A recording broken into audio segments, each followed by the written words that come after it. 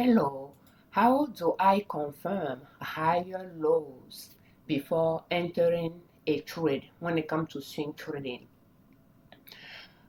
Well, let's take an example of DOV as of May 22, 2026 to analyze. Okay, so when I'm looking at DOV here, we trace support lines and we are using maximum daily chart. We are going to go to maximum monthly chart to take a look at it. So we trace multiple support line passing by the higher lows of the chart, and this one is very low, but then we have the tail one. So you can see that this low is higher than this low and is higher than this one. So pretty much when the chart pulls back, the V, the bottom of the V, we connect those to trace those support lines. And we select 3 to be the possible options. But when we have the dates on the x-axis from the past to the present, and then the price on the y-axis from $0 up. So on the maximum monthly chart, I'm going to first determine the support line that I like to buy at, and we have 1, 2, 3, 4, 5, 6 years.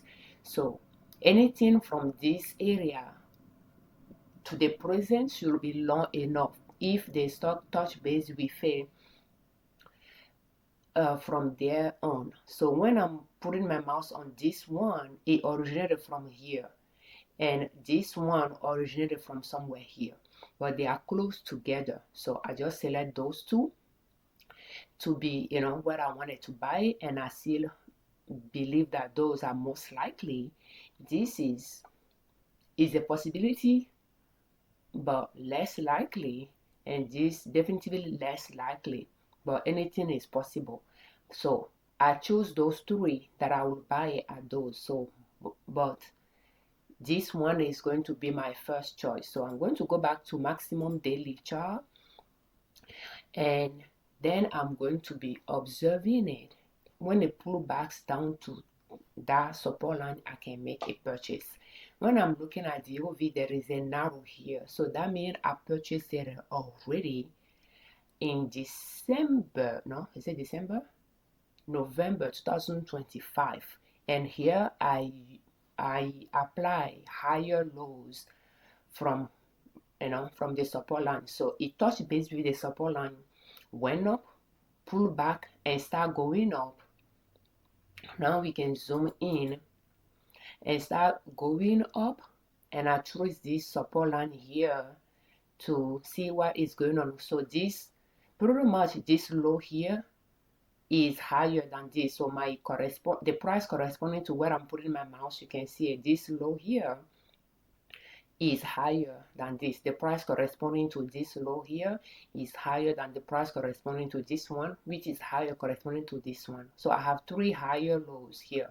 It went up, pull back, and I make a purchase there. So, and I make a purchase there, and it pull back a little bit lower again. I'll be temporarily I will be negative in this purchase since the next after like those 2 days here, we are using daily chart. Those 2 days here, it went below what I pay for it, and then start going up from there and reach all-time highest price. But I have not sold it yet, and it is pulling back down from there. So I will have to take a look at it to see, for the time that he started this cycle, if he's going to go all the way down or if he's going to rest and start going up from there. But anyway, so that is how I, like in 2025, I try to find those higher lows from where I wanted to buy it before I entered. What I noticed though, applying that, I noticed that I tend to pay for the stocks at a higher price, and then it could turn back down to the support line before going up again. So therefore, I decided in 2026 that when it comes down to the support line and I found it around the support line, I'm going to make my purchase. If it continue going down, I'll just let it be negative in my portfolio. If it touch another support line of mine below, I might make some purchases again if I want to. Or if it goes below for a certain dollar amount a share, that is quite high, like $10, different from what I pay for it. I might buy some. I will decide, but I will choose where I want to buy it. When it touch base with it or close to it, I will make my purchase or purchase some share, depending on if I have some, if there is some possibility that there is some support line below that it might go to. And I'm okay with it. If I purchase it and it goes down, I'm okay with it having a negative in the portfolio until it's ready to start going up. So, and that is the strategy I'm using this year to see how that will fare compared to last year when I tried to wait for, few higher lows. I like to wait for 3 or so higher lows from what I wanted to buy to see if it's down, going down, and is ready to start going up before I make my purchase. So, and compare both to see which one I like better. But this is an example of looking for those higher lows before I make my entry point. But I try not to use that anymore this year. So thank you so much for your time. How do you, determine your entry point when you are swing trading? Do you apply, wait for higher lows before you make your entry? We thank you very much for your time. Thank you for all your comments, and we thank you very much for subscribing to our channel.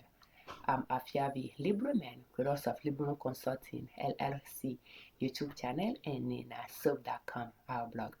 On our channel and on our blog, we share different ways to save money and different ways to make money to reach your financial independence. And swing trading over time could allow you to create another stream of income.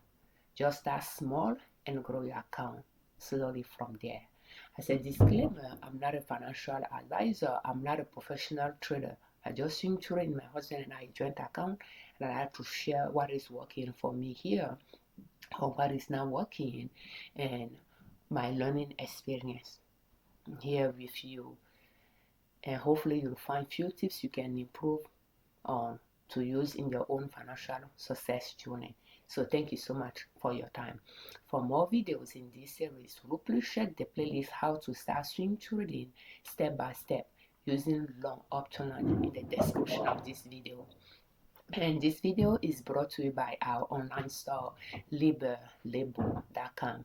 We sold to sell, and I'm going to list some